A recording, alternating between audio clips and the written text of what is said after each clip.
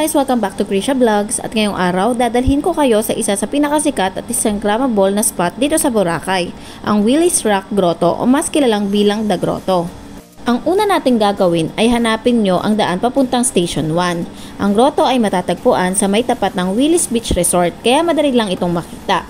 Kung galing ka ng Station 2, pwede ka maglakad sa beachfront ng 10 to 15 minutes depende sa layo o kaya ay sumakay sa e-trike papuntang Station 1. So, ang pamasahin natin mula Station 2 hanggang Station 1 ay 15 pesos. Kami ay nag-start from D-Mall papunta sa grotto. And tip lang, ang pinakamagandang time para bumisita dito ay during low tide. So, isa-search nyo yung kanilang website or meron naman tayo sa Google kung saan pinakamababa yung low tide. Makikita nyo doon. So, pumunta kami ng mga 3 PM at okay naman ang weather plus yung tide.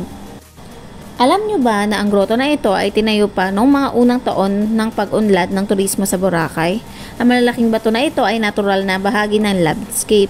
Pero noong bandang 1980s, may isang lokal na pamilya, ang may-ari ng Willy's Beach Resort, ang naglagay ng rebulto ni Mama Mary bilang simbolo ng pananampalataya at pasasalamat.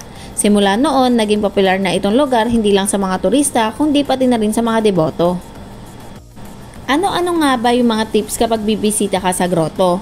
So, best time na pumunta dito ay umaga or hapon para hindi masyado mainit at maganda ang lighting for photos.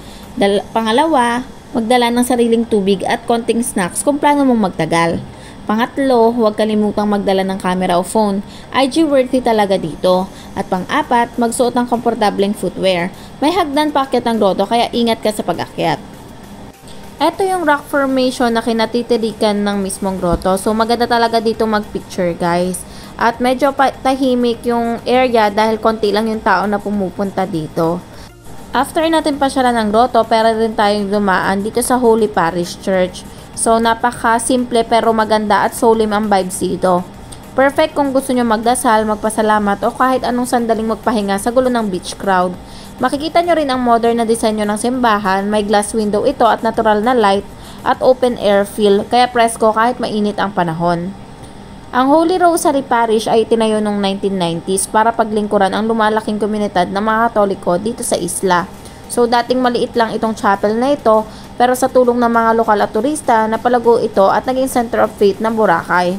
Tuwing linggo at mga special na araw gaya ng Holy Week at Pasko, dinadayo ito ng maraming devoto, turista man o taga rito.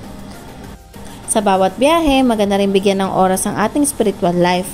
Kaya kung mapapatpat kayo sa Boracay, huwag kalimutang dumaan dito sa Holy Rosary Parish. Maraming salamat mga ka-Krisha Vlog sa pagsasama sa akin ngayong araw mula sa grotto hanggang dito sa simbahan. Kung gusto niyo ng more travel and soul refreshing content, like, share, and subscribe na sa Krisha Vlogs. Don't forget to click the bell icon para updated ka sa mga susunod nating lakad. Hanggang sa muli, God bless and happy travels! Dito na nga po nagtatapos ang ating video. Huwag kalimutang mag-like, comment at mag-subscribe sa Krisha Vlogs kung saan laging may kwentong good vibes. Kita-kits sa next adventure!